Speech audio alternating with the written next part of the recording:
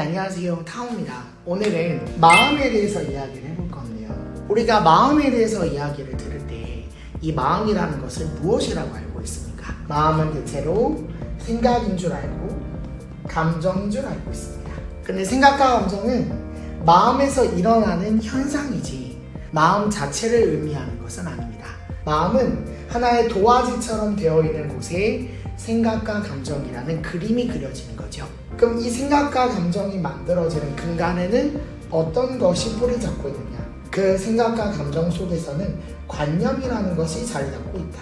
그리고 또 한 번 관념을 가치관이라고 표현한다.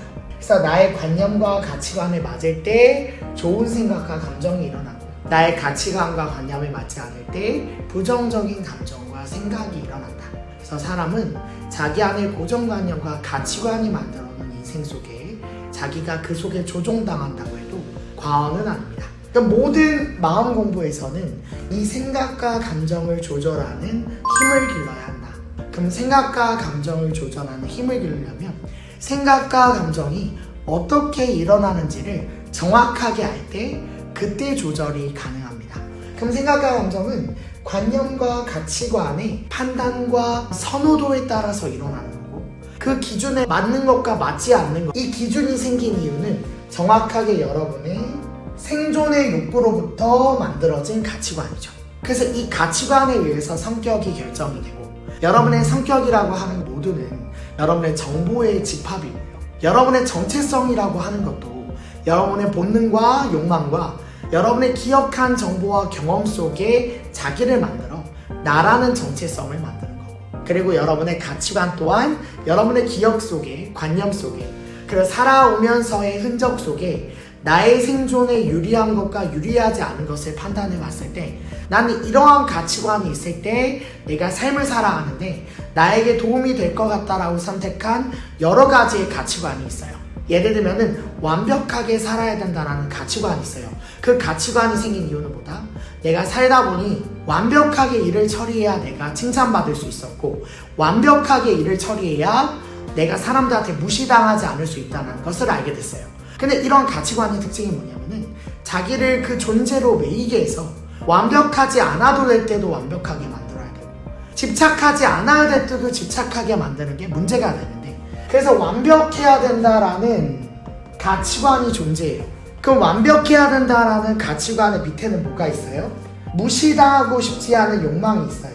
그 말은 뭐냐면 인정받고 싶었던 거예요. 사람 안에는 사랑받고 싶은 욕구가 있어요. 그 사랑을 받지 못하면 자기의 생명의 위험이 있는 걸 알아요. 그래서 나도 모르게 인정받고 싶은 욕구가 결핍이 일어났을 때, 그럼 인정을 받으려면 어떻게 해야 되냐 보니까 완벽하게 뭔가를 해냈을 때 나는 가치가 있다고 느껴지는 거예요. 자기의 존재 가치의 기준을 일의 수행도와 완벽성에 두는 거죠. 그게 완벽해야 된다는 관념이 생긴 밑바닥에 어떤 상처라는 것이 반드시 존재한다.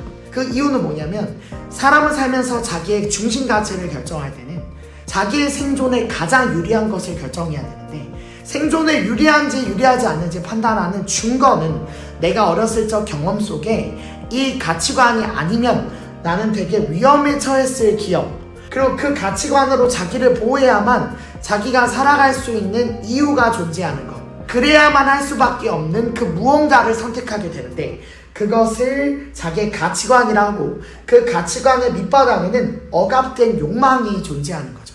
그래서 사람은 자기의 마음을 만들고, 그 마음은 어제의 99%의 생각과 감정을 그대로 실현해내고, 어렸을 적의 생각과 감정의 패턴을 나이가 들어서도 그대로 반복을 하죠. 그것이 생각과 감정의 뿌리인 관념의 특징이다.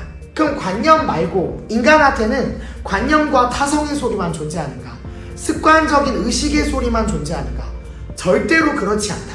습관적이고 무의식적인 어떤 타성에 젖은, 나도 모르게 그렇게 해야 될 것 같은, 나도 모르게 완벽하지 않으면 내가 불안할 것 같은, 나도 모르게 완벽해야만 할 것 같은 그런 자기를 이끄는 존재도 있지만, 그런 정보도 있지만, 어떤 존재도 있냐면 이 생각과 감정, 관념을 바라보는 자가 존재한다. 그리고 알아차리는 자가 존재한다. 그리고 이 생각과 감정 너머에 조금 더 중심을 잡아주는, 조화로 이끄는, 그 상황에 따라서 깨어있는, 의식이 존재한다. 그래서 생각과 감정이 습관적으로 일어나는 습관적인 의식과, 그리고 한편으로는 그것을 바라보고 그 상황에 깨어있어 가장 적절한 답을 찾아내는 깨어있는 의식이 존재한다. 그래서 우리는 이 깨어있는 의식을 우리가 선택할 때 생각과 감정이라는 것에 빠지는 것이 아니라 이것을 조절하고 내려놓을 수도 있는 지혜와 통합의 사고가 가능한데요.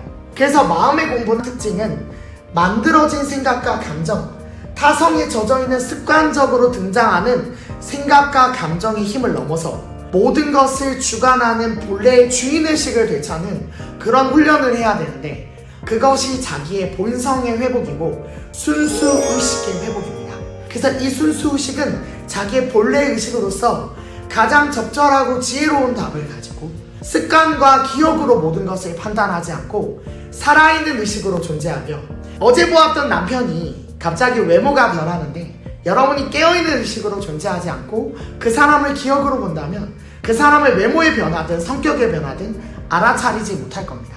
내가 사랑하는 와이프가 머리 스타일을 바꿨는데요, 습관적인 의식과 기억으로 그 사람을 본다면 머리 스타일이 바뀌었는지도 모를 겁니다. 근데 우리가 의식이 깨어난다는 것은 변화에 민감한 것이고, 지금 이 순간에 가장 조화로운 답이 무엇인지를 저절로 찾아내는 우리의 감각이 있다. 그것을 조화심이란다. 그 조화심과 지혜는 비어있는 마음의 의식에서 나오는 의식이고, 그 힘은 기적과 한계를 넘어선 힘을 가진다. 그것이 깨어있는 의식이다. 깨어있는 의식을 회복하시길 바랍니다.